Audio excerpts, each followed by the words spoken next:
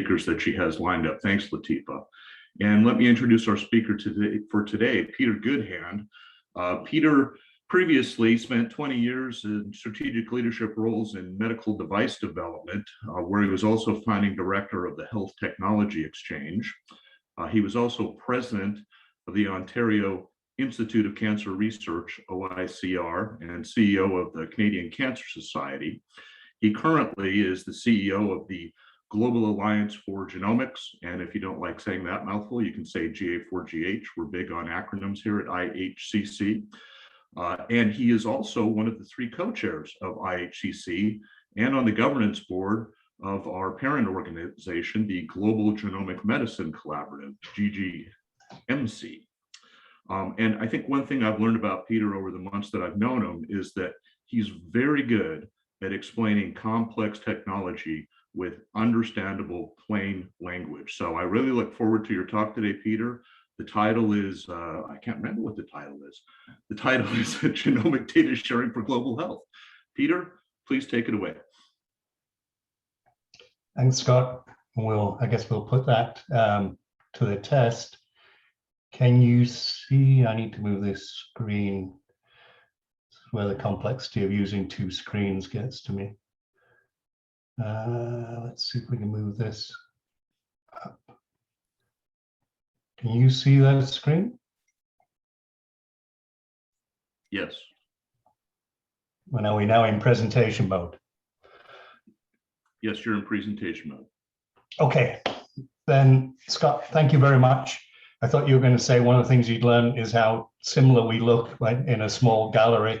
So if I stop talking, if I freeze, as Jeff often does, you can just take over. Okay. Maybe we'll know. Okay, I guess maybe the accent is a little bit different. So good morning, good afternoon, good evening. Thank you for joining us. As Scott said off the top, one of my probably my second biggest activity after my day job at GA4GH is working with IHCC and G2MC and GGMC. So it's a great pleasure to be able to do this talk today. It actually won't be too much technical reduced to plain English. I'm going to keep this at a very high level and talk about where we are in the world of genomic data sharing. And for anybody who does want to get a deeper dive into some of the technical things, I'd be happy to set up interactions with our Chief Standards Officer or our work stream managers who are the real experts in these deep technical issues. So if that's where you'd like to go post-meeting, I will be happy to steer you in the right direction. Okay, let's go. This is a talk, the outline of the talk for today. I'll just quickly go through some of the challenges and opportunities that we're seeing in genomics and health today and over the last few years. Give you an overview of GA4GH, talk about why shared standards are important. Probably put a little bit more time since we're IHCC and GA4GH talking about global collaborations, the scale of them, and the increasing opportunity for those global groups to actually work together on key areas. And then I'll introduce right at the end, and hopefully with a video that can tell the message much better than I can. We'll talk about federated data sharing and how to get involved with some of the work of GA4GH, which will be complementary to the time you put into IHCC. So a lot of the creation of GA4GH and a lot of the impetus in the last few years has come from the massive changes in technology. What took $3 billion and 10 plus years to get, and still wasn't anywhere near 100% accurate or comprehensive, can now be done much better, much faster, and much cheaper. And we're talking about genomes in less than whole genomes in less than a day, and for less than $1,000. So, though you probably can't do both of those 2 things at the same time. So massive shifts in technology, they are ongoing. And it's the ongoing changes that's part of the challenge and why GA4GH tries to move at a similar pace, not be stuck in a traditional standards organization mode. The scale of the data is massive. We were talking, when GA4GH started, we were talking about a few thousand whole genomes in the world. The 1,000 Genomes Project was a big deal. The 25,000 that were built up over 10 years in IHCC were a big deal back then. And today we talk about whole exome sequencing of UK Biobank, or now more recently, whole genome sequencing of things like UK Biobank. We talk about more than 1 million whole genomes. So the scale of the data, just the genomic data, is massive, and link it to health data and it becomes an exponential increase in data compared with just a few years ago. The speed of data. So sometimes we need thin layers of data very quickly, almost in real time, and other times we need massive amounts of data, but we can take our time to process it. In either case, we're talking about the big data elements of volume and velocity and variety, and we've got to make sure that we maintain the veracity of that data. We're tracking well over 200, probably 240 genomic data sharing initiatives globally.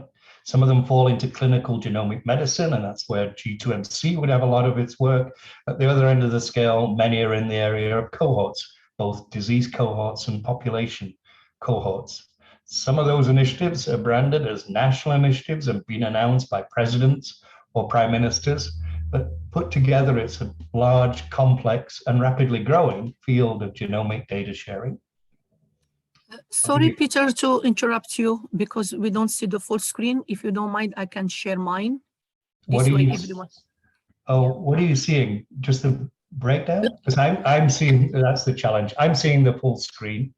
Peter, so yes. you're sharing you're sharing your preview screens. Yeah. Okay, let me try and take that one off. Why it's so the one I'm looking at on Zoom is the full screen. So let's see if I can take this one. Nope, that didn't work at all. I think you have to choose which screen you're sharing from your share screen settings. The display settings at the top.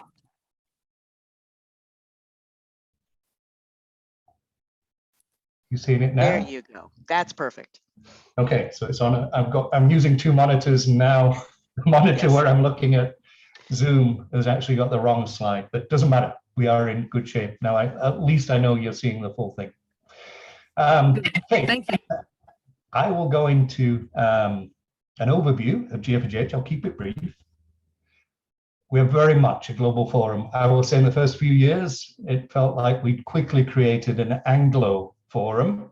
Creating a global forum has taken much more effort and more time. And unfortunately, it's one of the things that the pandemic actually stalled, because we found that creating that global community, it's important to visit people where they are, where they work, to bring them in. And that's been a real downside of the last couple of years. It's been efficient in terms of managing GA4GH, but not in terms of making it truly global. We're well on our way. The mission is to accelerate progress in both genomic science and human health. It was never about just better genomic research. Even though it came out of genomic research, it was always about making it more relevant and more impactful for human health. And the way we do that is by developing technical standards and policy documents and protocols, and trying to get this balance right between responsible sharing and open sharing. From the very beginning, we've been guided by the framework for the responsible sharing of genomics and health-related data, owes much to the leadership that Partha Knoppers brought to GFGH and regulatory and ethics in the beginning, and continues to do through her group in Montreal at McGill University. The key elements to this framework, though, and from it, many other things have dropped down from that overarching framework, but it was grounded in two universal human rights: the right to science by all humanity to benefit from science, and the right of scientists and others to be recognized for their work. So balancing these two things, it was a framework that really pushed finding the appropriate balance between risk and benefit, and pointing out that there is tremendous harm from not sharing. So although we might historically have thought about the harms of sharing data, this framework was balancing the fact that not sharing in itself can be harmful. Next, me. focus really on the left-hand side of this. We from the beginning have been about international data sharing. We do work with projects that are national or subnational in nature, but we make sure that they've got an interest in sharing internationally. Increasingly over the last 7 or 8 years, we've moved across that translational continuum from basic research through translational research, clinical research, and actually trying to reach all the way into routine healthcare. And that's the horizon we're working on right now. As we've made that journey across the continuum, then it's been very much an increase in our approach, in our use of federated approaches. And I'll have a section on that at the end. And rather than suggest that one standard fits them all or one group can do it, we're very much focused on interoperability. And so we push everybody who's within GA4GH to think about the interoperability between platforms, between pipelines, rather than creating one mega solution and thinking the whole world will adopt it. So interoperability is key to everything we do.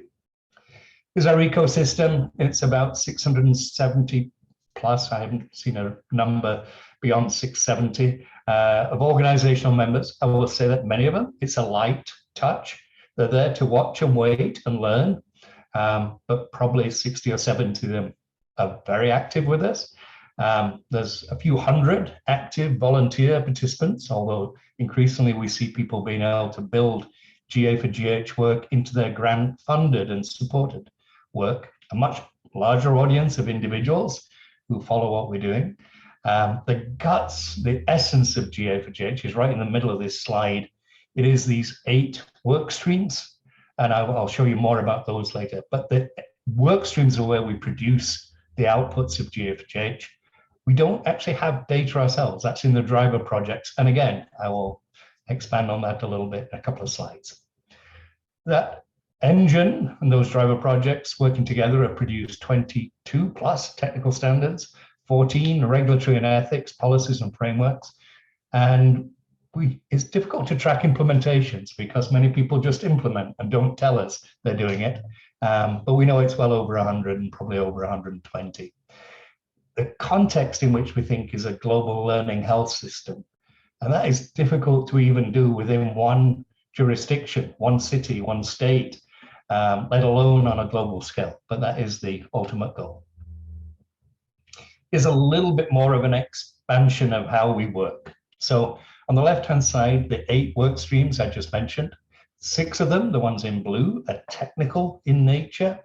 Think of it in terms of machine readable. If it's in that blue section, it can't just be human readable specifications. We're pushing it all the way till it's a computable solution on the blue. 2 foundational work streams. One is regulatory and ethics, and it probably is 25 to 30% of the output of GA4GH. So it's not proportionate to the number of work streams. It's a very active, a very busy work stream in itself. And then one that again is foundational is data security. And that has a role in both advancing security approaches to genomic data, but also in checking that all the standards we release are compliant with best practices in security, in data security. On the right-hand side are the 24 real-world driver projects. They're the people with the data, with the use cases. They translate those use cases into what do we need from GA4GH, and we respond by saying, well, if that's something you really want, then please work with us to produce that on behalf of the whole community. And then in terms of beyond this group, we try and find different mechanisms to reach the other 220 plus genomic data sharing initiatives around the world. Structurally, this is what we look like. We've got a small, not-for-profit legal entity, but 95% of the activity goes from is conducted by host institutions. I'll show you them in a minute. And increasingly over the last couple of years, we've got external funding from funding agencies that you would recognize, some of which operate within a country and so support their local host, and some can be international in their funding. And these are the funding agencies and the host institutes. that is very deliberate on our part, was to try and be global by having multiple institutes in multiple time zones. As you can see, I've left it open for a couple more host institutes. Love to see that eventually in other parts of the world.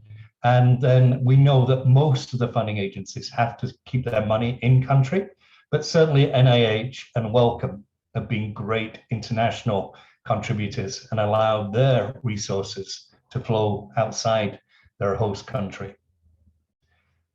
Talk a little bit now about shared standards. And again, I mentioned this off the top, but since data is distributed globally, we need interoperable standards to recognize the many different ways that data is stored and needs to be analyzed. So what would make a good standard? It needs to be clear and as specific as possible. It needs to be easy to adopt. If it can't be adopted, it might be a great standard, but nobody will use it. It needs to work in as part of that broader ecosystem, and it meets the needs of everyone in that system. And that is where the increasing emphasis for us is at the moment, is on this, not just producing the specification, but how do they work together and how can they be implemented in multiple environments. So for standards to help, they need to be deployed. To be deployed, they need to be built with that adoption in mind. It's a circular process. We need that feedback from the user community in order to do good standards development in the first place. And it's constant checking in with people. So some of our standards are already on version 2 and moving towards version 3. And if any of you are familiar with standards groups, that's not normal. We're moving quickly, but we also know that in some environments, we can't move too quickly because people need stability in their standards. I'm going to focus on a couple of those work streams just to expand it a little bit more. I already talked about the regulatory and ethics work stream. It's built on this human rights framework. And here you see some of the deliverables that have come out of that work. Some are, say, one-time things. We produced a framework or a policy. It will last for 2 or 3 years and then it will be revised. But other things like the GDPR forum and this great patient engagement or citizen engagement survey called Your DNA, Your Say from Anna Middleton at the Sanger Institute have been ongoing and producing many papers and giving us a real sense of how the general public in different countries think about DNA and genomics. And one of the things is they've heard of DNA, they've rarely heard of genomics. Although again, COVID has changed many people's understanding and awareness. So hugely important to us, and I think a piece where we need to work extensively with other groups, not just inside GFHH. The other one that really is on the edge of healthcare and multiple environments, not deeply locked into the genomic side of this, is the clinical and phenotypic data capture stream.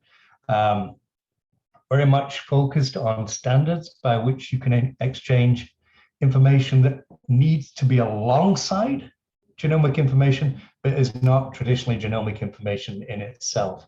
So things like phenotypes, pedigrees coming from some work we do with G2MC and crossover on family health history and pedigree, and a new project that I think is going to be really relevant to IHCC on cohort representation. So a little bit on standards. I'm going to expand this now to say, going beyond GFHH and its driver projects, there is a whole world of groups that are interested in sharing genomic and health related data. Some of them have less interest in developing the standards themselves, but have got great interest in understanding best practices and implementing standards when they're available. And so 6 of our driver projects, groups like the Swiss Personalized Health, All for One, H3 Africa, and particularly Australian Genomics and Genomics England, said we need to put together an implementation forum where people can come together, not just the driver projects, but anybody who's got an interest in implementing these genomic standards in their environment.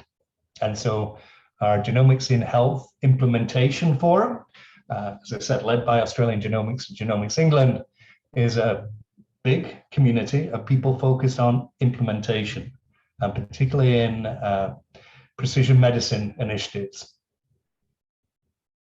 But beyond, so that came out of GA4H, but moving even further afield, this is just a list of the global collaborations that we've got. Some of them are very active, like IHCC and G2MC, and others are less. We're just starting.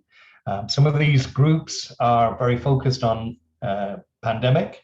So groups like ICODA and the Public Health Alliance for Genomic Epidemiology, PHAGE, have really come from have been given tremendous impetus by the global pandemic. Others more traditionally genomics, and some from sectors that we absolutely need to align with, like clinical research coming from industry. A new organization just started last September.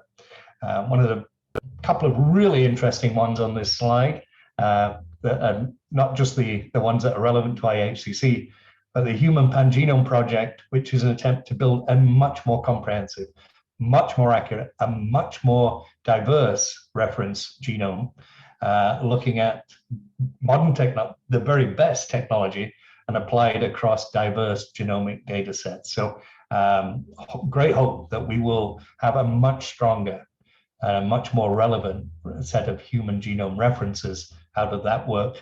The other one that's come up fairly recently, and it's great for all of us, is the creation of the World Health Organization Science Council, chaired by Harold Varmus. And they picked as their first foray into bringing the world of science into global health genomics. And so a series of workshops last year, which will result in a report this year. Several of those groups that I had on the previous slide, under the leadership of Nikki Tiffin from South Africa, who is involved in several of these groups like ICDA, IHCC. Nikki has come forward with this concept, and PHAGE has said she's been constantly asked to sit on different regulatory and ethics, LC, work streams. We've heard the same from many other experts in the field. They feel they've been doing the same work with different forum, different collaborations.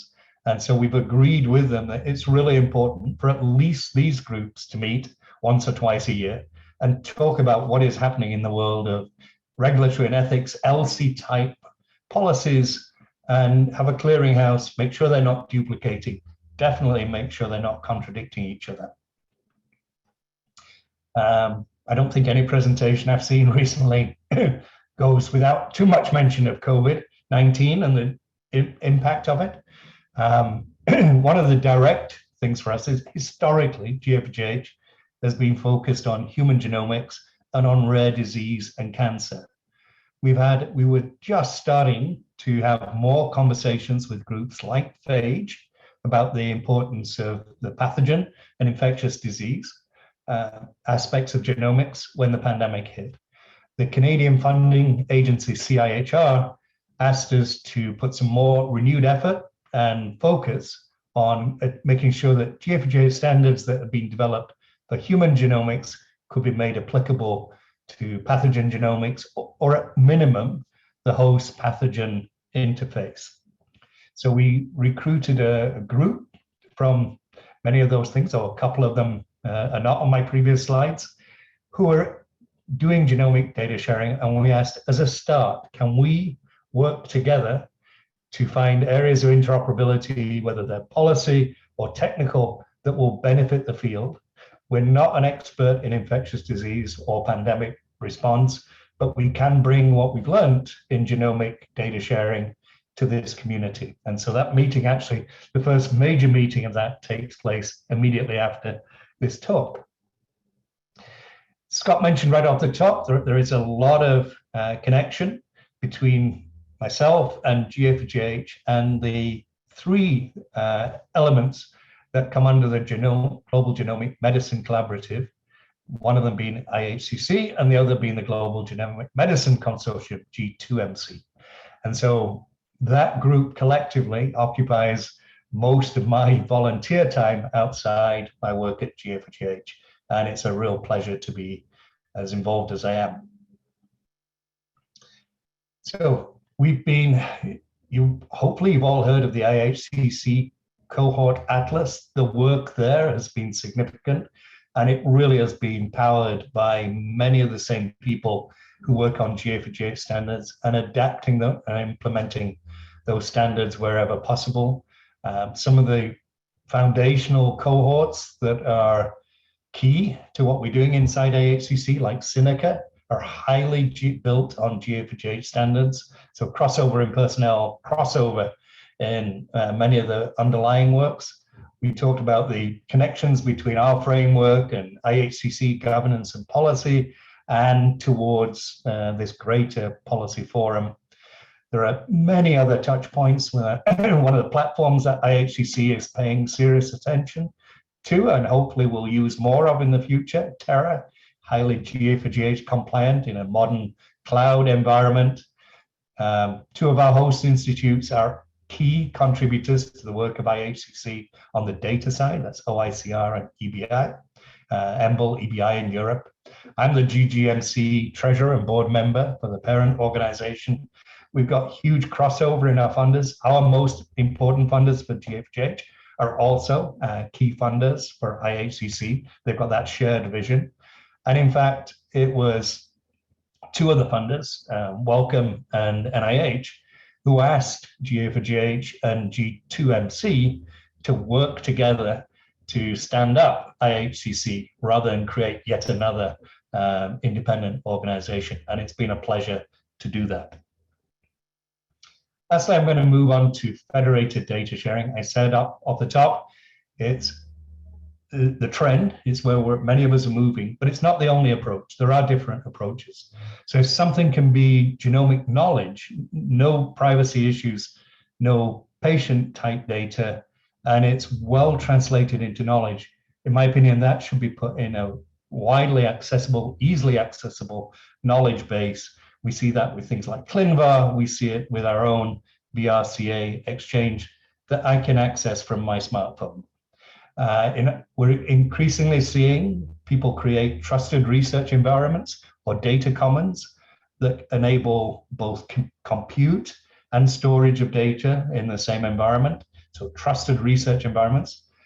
We see federations that sometimes are very tight and very well managed and very centralized. And we see others where there's a linkage of disparate data sets. And I might be in one federated approach today and a completely different one a month from now as I'm doing my research. So different approaches to data sharing.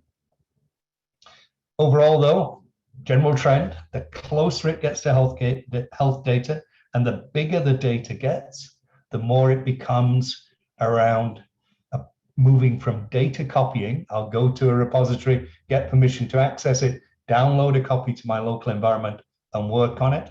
We're moving generally away from that approach to data sharing and a modern concept of data visiting. And if we can get a video to play in a minute or so, we'll make that point in a very expressive, animated way. And so let's see if we can get the Anna video to play.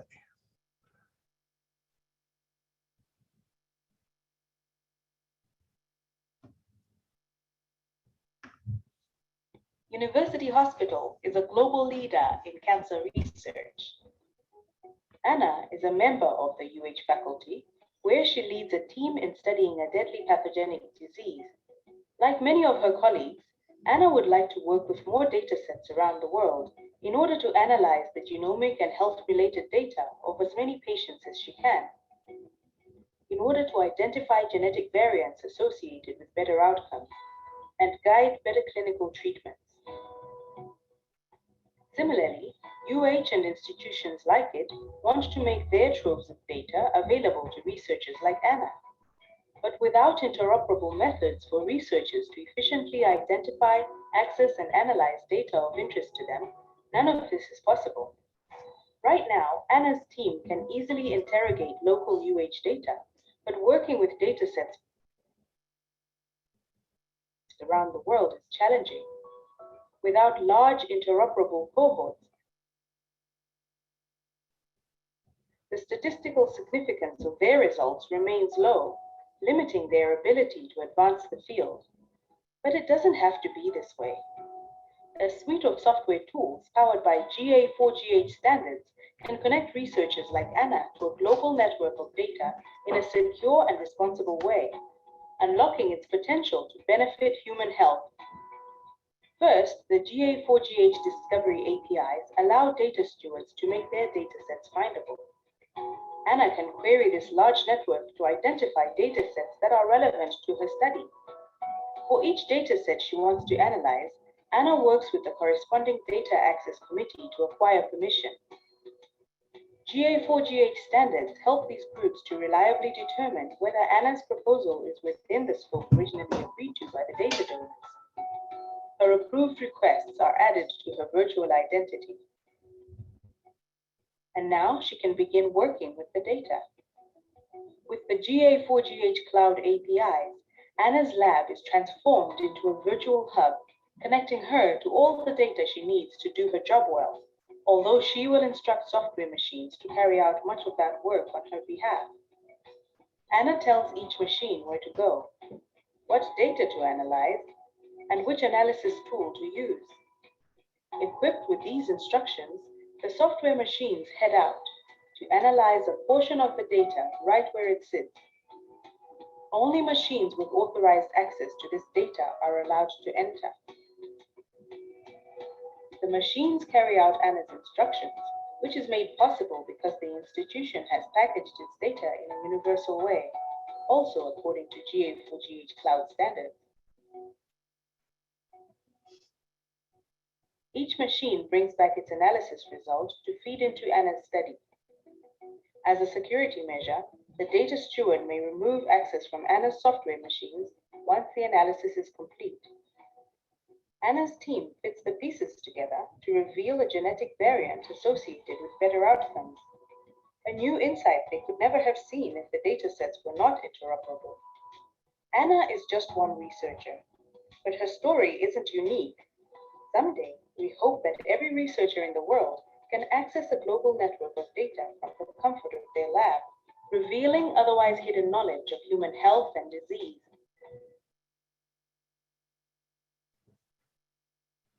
Thank you. I now learned something as well, is that in the middle of playing a video, I can't check chat because it stops the video in mid-flow.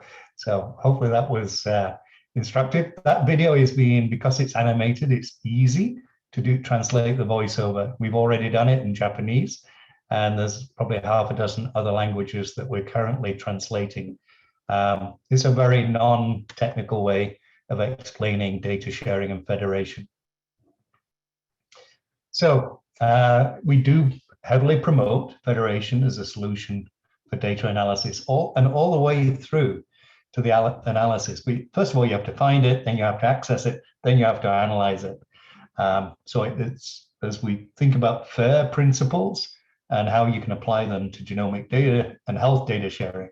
But increasingly, because of the combination with health data that often has far more rules around what can and can't leave the environment, increasingly we're seeing federation as an approach. Leave the data where it belongs, where it was generated, send the question to it. So not the only solution, but one that we highly putting a lot of time and energy into building.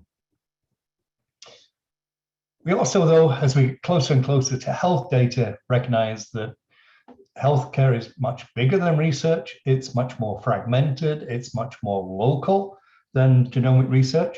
And therefore, we've got to think about ways of operating with standards that healthcare uses today, and whether that's ISO or CDIS for clinical research or HL7, HL7 FHIR, we need to focus on making GA4GH standards interoperable with not only themselves, but with other standards groups.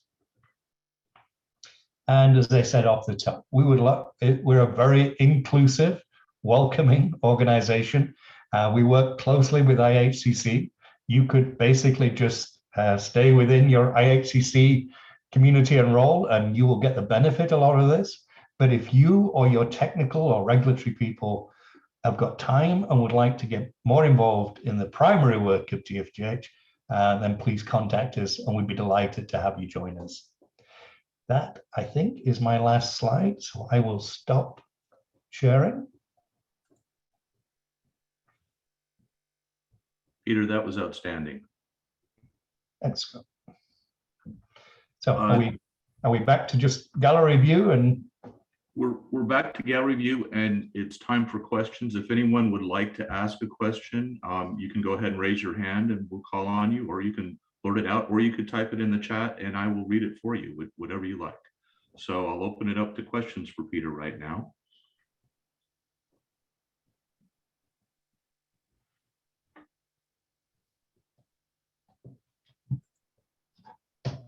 Okay, Peter, I have some questions in the chat. I'll read to you real quickly.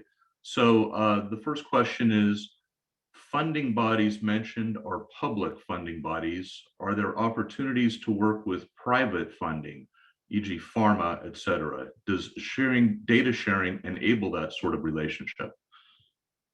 yeah, it does. And in fact, I think they're going increasingly for scale, and for some low middle income countries or projects that have reached the end of their funding, I think having a very well managed, structured arrangement with private funders, whether that is philanthropic funders like Gates, Chan Zuckerberg, etc., is going to be important. I think with industry, there is, I know from my conversations with them, they're trying to find ways of presenting their approaches to the scientific community, the health community, in a responsible way, because as we all know, there've been many missteps in public-private work on healthcare. But I think if we look at some of the initiatives that UK Biobank has led, where pharma has paid for exome sequencing or whole genome sequencing and has proprietary access, but only for a relatively short time, and let's say a year later, data that couldn't have been generated with just public funds is now available to anybody who's got access to UK Biobank data. I think what we hear inside G2MC and GFHH, IHCC, is it's difficult for people when they feel they don't have either the relationship, the history, or the power to negotiate with industry.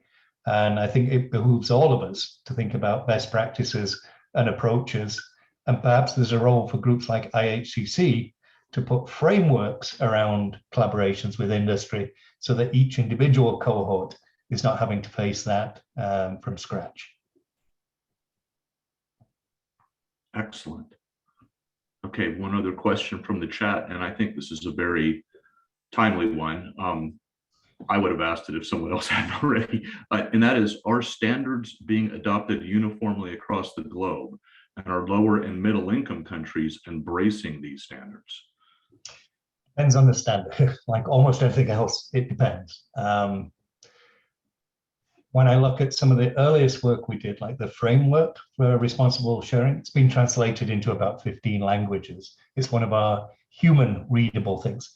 I would say it's not being necessarily directly implemented in all those countries, but it's being used as a reference document while they develop their local approaches, either at a national, a regional, or a project basis. So I'm seeing widespread awareness and referencing to things like that framework, but of necessity, groups feel that they need to develop their own approaches to regulatory and ethics. But the great news for them is there is a start point, a reference document. Similarly, on some of our security work, I talked to national biobanks that said we were having all kinds of fights locally about appropriate standards. And I was able to just reference yours and say, this is what GA4GH says. So we used it as a framework to develop our own. Some of the other ones, Scott, it will be completely different. It won't be about translating into languages other than computer languages. I think of things like Duo and data use ontology, passports, and the cloud standards. Mm-hmm. That as they are adopted by the likes of Google, Amazon, Microsoft, and other local clouds and academic clouds, then they become a de facto international standard. But a lot of our emphasis this year is in how can we make these standards more accessible, easier to implement in low resource settings. And that's not just low middle income countries. That can be a low resource setting with a small lab, a startup company. It can be a small environment, a low resource environment inside a high income country. So the key for us is to find ways to put them in. We're working on something called a starter kit. That's for people with more traditional environments and they need to retrofit it with GA4GH standards. And then we have a project called FAST, the Federated Analysis Systems Project. And that's more cloud native. It's about people who are starting to operate in the cloud and how can they build it from the beginning. One of the best implementations of GA4GH standards outside high income settings is through H3 Africa and Nikki Mulder's work from Cape Town on H3A BioNet. But it would have been almost impossible to do that from GA4GH straight to many implementations in Africa. It was enabled because Nikki was on the ground with an already established bio network. So several of us are probably putting more of our time this year into implementation and access than we are into developing new standards. So I'd love anybody who feels that they'd like some help in that, or a new country, where can they get support? Please contact me through chat, or we can share my email address, or just send it to IHCC and I'm sure you guys will get it to me. Wonderful. So that sort of leads into a question for myself, and that's getting back to GA4GH and IHCC's relationship and our sort of vision for the future, where we would have a cohort discovery tool. We do have that already, an atlas, but we're trying to grow that out. So as collaborators find each other and they want to work with each other, and we hopefully have some sort of a federated analysis system in place, what would make it very difficult is if each collaborator had to have a specific data access standard rather than a more common one. Is there a way to have sort of a tool that has two ends on it, one that's a standard and one that's specific to that cohort in terms of their specific local regional access implementation needs? Yeah, and this is where I talked about the Genomics and Health Implementation Forum. Mm-hmm. We literally would see IHCC as another implementation forum, in that how can we take these specifications, these standards, developed by groups with a lot of expertise in genome informatics, bioinformatics, cloud, and implement them in a way that many can use them. And one of the ways to look at things like reference implementations, so standing up an implementation of that specification in a way that's public implementation, it can be taken and the implementation can be copied locally, rather than translating the specification into a de novo implementation. And increasingly, hopefully we can work with groups like IHCC to say what's already been done in Seneca, which is an IHCC member, or already done in UK Biobank, can be that implementation, that version can be made available to other members of the consortium. And there's a challenge here but also an opportunity. Because if we were talking about all of the IHCC member data that's been laid down over the last 10, 20 years, in many instances, retrofitting that data will be difficult. But if we can take that forward look, that the genomic data and the associated data that goes with that genomic data, in many cohorts, they're just starting that journey to lay down, to take their biologics and turn them into omic data. And so if we can get as many people in as possible using GA4GH standards for the data as it's generated, then that should make interoperability, at least in that part, more accessible. So some of the standards cut across all of research, passports, Duo, they're not genomic specific, PINA packets. Others are very genomic in nature. So depending what the standard is, how complex it is to implement, what your need is, I would hope that within IHCC, we can have lots of people helping advance the implementation, but that might not need to go all the way back to GA4GH itself. We should be able to tool that up and accelerate it within the consortium, our consortium. Okay, great. So one more question came in from the chat, and this may be the last one for Peter because I know he has another meeting he has to prepare for. And the question is, on the platform that you described in the video, is the researcher able to see portions of the data in any way? For instance, a Jupyter notebook? We depend on, so remember in my federation slide, I talked about hub and spoke federations where all the rules are set. I think of ICGC or ICGC Argo. They spent, a year getting their data sharing, data access agreements in place. And so they can create a different level of access. Whereas I'm doing federated analysis of UK Biobank and something in Australia and something in all of us in the US at the same time, I'm going to be governed by what those institutions will allow me to see. Okay. And so we think of it in terms of tiered access, that probably there is something that some level of data, that find me data, the metadata that should be widely and publicly open to anybody. And then there's, at the other end of the scale, there's probably patient related or individual data that needs to be controlled.